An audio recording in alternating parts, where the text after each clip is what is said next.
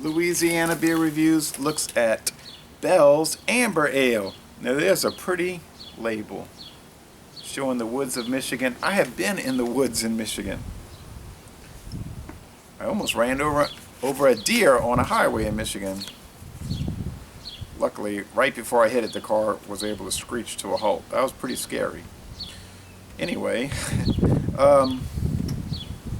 first brewed in 1985. I didn't see that on their website. It says on the back here. This was packaged on April 20th, 2016, so just over a month old. It's got a 6-month shelf life, 5.8% alcohol. This is sort of like one of their flagship beers, I guess you'd say. 87 out of 100 on Beer Advocate, 97 out of 100 from the Bros. So Beer Advocate saying very good, and then the Bros are saying it's world class, one of the best beers in the world. 84 out of 100, 82 out of 100 on Rate Beer, sorry, 96 out of 100 for the style. I haven't checked the video reviews, but I'm pretty sure there's going to be quite a few. I'll have to watch them all. I did a video for their double cream stout, 6.1% beer. I don't think I'm going to post it though. It came out kind of sloppy, I thought. First, the lens was smudged. I'm thirsty. Need to drink something so I can speak. And then I went on for like 14 minutes, and I was talking too long. Like, I brought up the topic of people getting fixated on dates, Born On versus Best Buy, and then I forgot I had talked about it, and at the end of the video I brought it up again. And I was talking about this college football annual and buying season tickets. And I was like, I'm not going to post it. But I did do 2 written reviews, on Beer Advocate and Rate Beer. So you can read those. And I did notice that the A- I gave it. Not the best stout I've had. I thought Samuel Adams Cream Stout was better.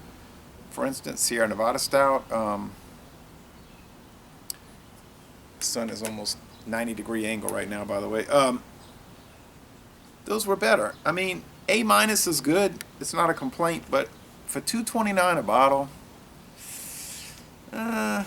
and I noticed that what I wrote was matching up with what people had written on Beer Advocate and Rate Beer in the last month, so I didn't feel too bad about it. In fact, there were a number of people that were lower than the A- I gave it. Okay, we march on. Fairly thick, off-white head. Under this sun, it's amber, and it's chunky, and it's opaque. There are lots of rather big yeast chunks, okay?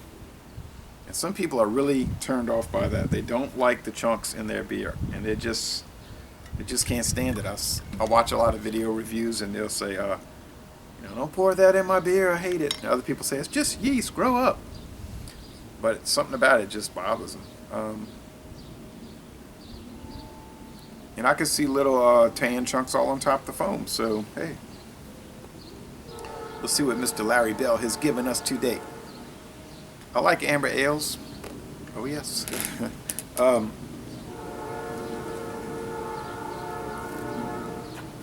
trying to think. Some of the earliest craft beers I drank over 20 years 20 years ago were amber ales and brown ales. Like Simpatico. I should have kept that bottle.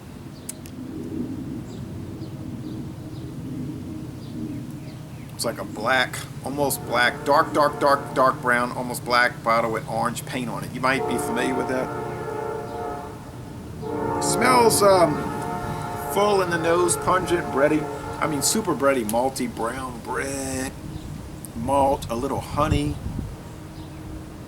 Okay, it's already looking better than that stout. It's smelling better than that stout.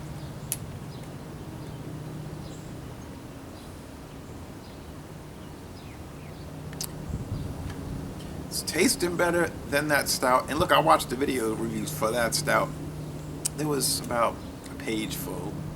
They were sort of in the same range I was, like, it's pretty good, sort of thing.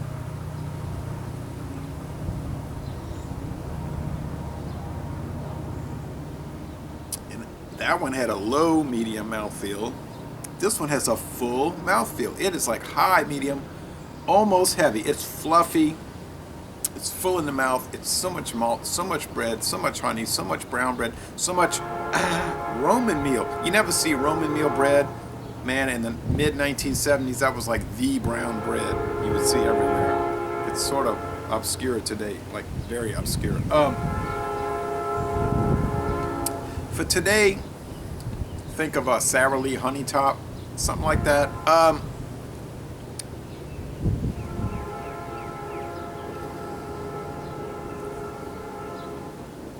I think on the Cyclops scale, it's probably 3 out of 5 sugar cubes. It's got to be. Bitterness. I'm going to adjust this a little bit. We detect your video may be shaky. On the bitterness scale, it's only at the most 2 out of 5 hop cones. This is not a high IBU beer. Excuse me. If you're looking for bitter, if you're a hophead, this is not something to deal with. But frankly, amber ales and brown ales generally are not. But if you're into the bready, the malty, the syrupy, all that kind of stuff, it's definitely one to get. People have told me, oh, you'll never see bells. Well, 2 weeks ago, they just showed up. Maybe less than 2 weeks ago. It finishes on the dry side. It's very pleasant. It's easy to drink. It's enjoyable. It has a pretty good amount of flavor. I think it is one of the better brown ales, amber ales I've ever had. It just has a lot of enjoyable flavors. Is it really super complex? And can you name, all these complex, a myriad of flavors? Nutmeg, nougat, dates? Nah, not really.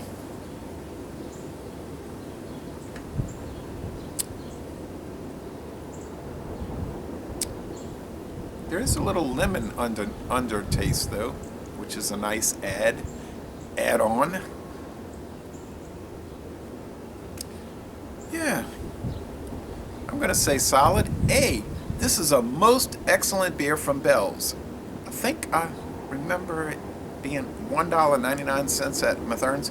Not what I would want to pay for everyday drinking, but for a review, it's all right. $2.29 for the stout, not all right. Because it's not as good a beer as this, and blah, blah, blah. Alright, so anyway,